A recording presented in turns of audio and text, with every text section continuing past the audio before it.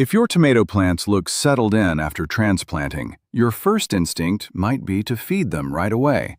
You see new growth, you grab the watering can, you mix up some fertilizer, and you think, I am helping them take off.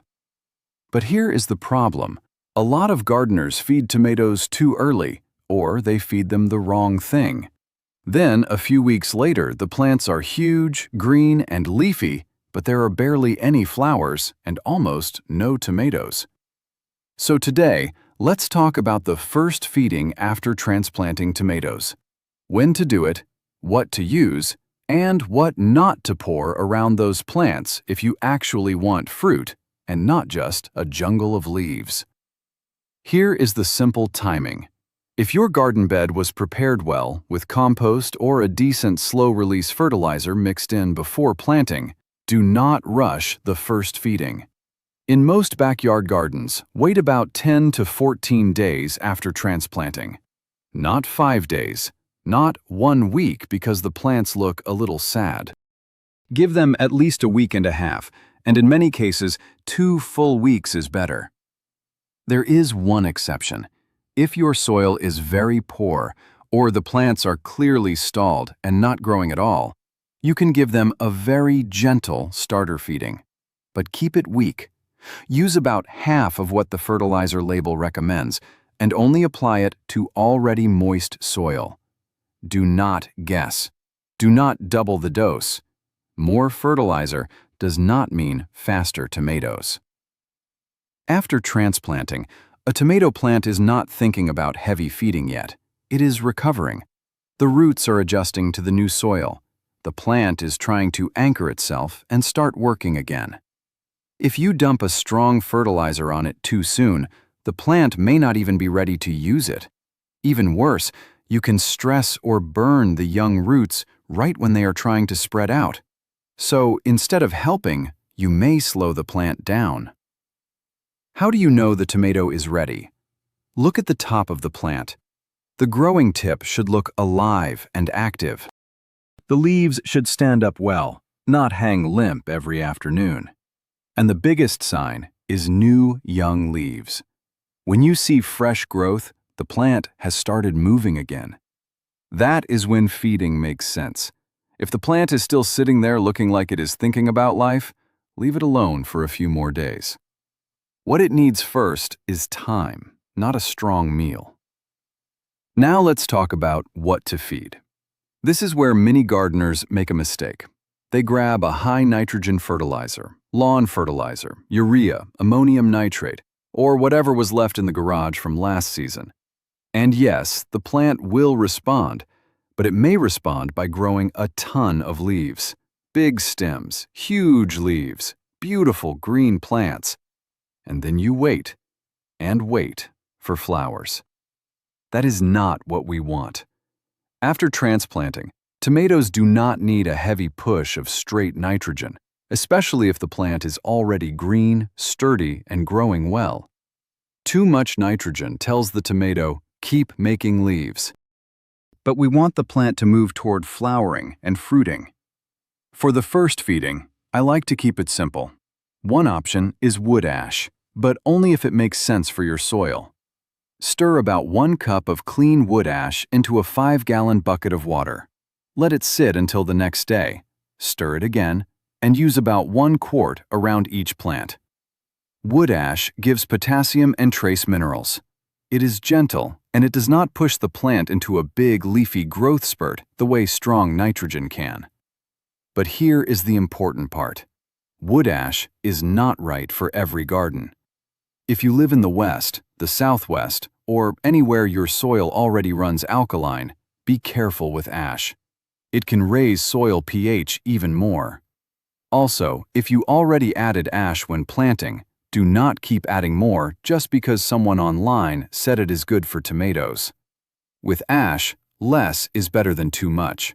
If you are not sure about your soil, use a soil test or choose a tomato fertilizer that is made for fruiting vegetables. Another simple option is a phosphorus and potassium feeding. For a 5-gallon bucket of water, you can use 2 tablespoons of superphosphate and 2 teaspoons of sulfate of potash. Stir well and water about 1 quart around each plant. This gives the tomato the kind of support it needs at this stage without pushing too much leafy growth.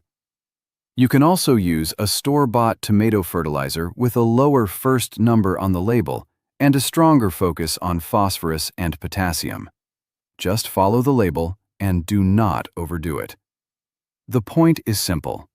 At this stage, do not feed tomatoes like grass. Feed them like fruiting plants. Now let's talk about how to apply it. First, never fertilize dry soil. Water the plant with plain water first. Let the soil get evenly moist, then apply the feeding.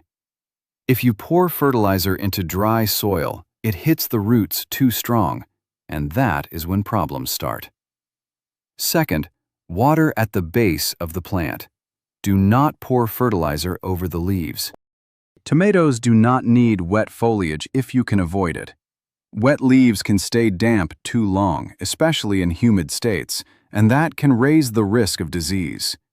The food belongs in the soil, near the roots. Third, do not feed in the middle of a hot afternoon. Morning is good. Early evening is fine too. If you live in a hot climate like Texas, Georgia, Florida, Arizona, or Southern California, be extra careful with timing. Hot soil and strong fertilizer are not a good combination. Fourth, do not drown the plant. About 1 quart per plant is enough for a normal young tomato transplant. More is not automatically better. Fertilizer works when the dose is right, not when the gardener gets excited. Now, here is what I would not do. Do not use a heavy nitrogen fertilizer if your tomato plants are already green and healthy. You will get leaves, not tomatoes. Do not use fresh manure. Fresh manure is not a good idea around tomatoes. Well-aged compost is different. Finished compost is useful. But fresh manure can be too strong and can create more problems than it solves.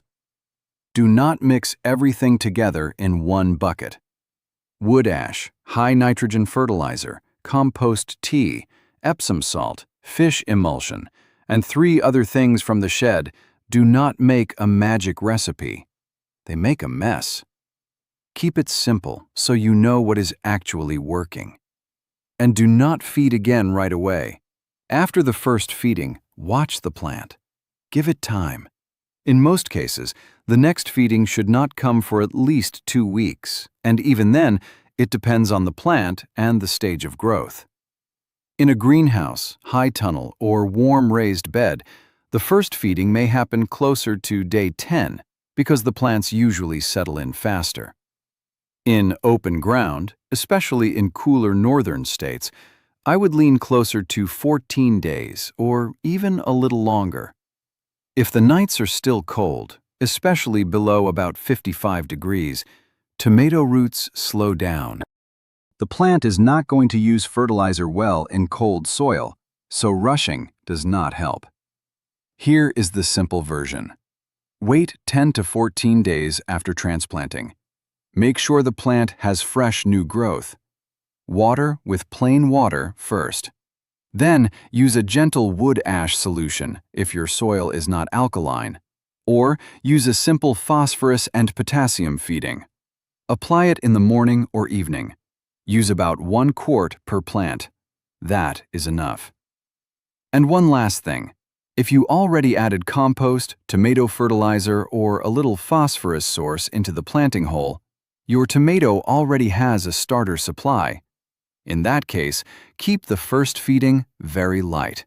Do not keep pushing more fertilizer just because a schedule says it is time. In a real backyard garden, the plant matters more than the calendar.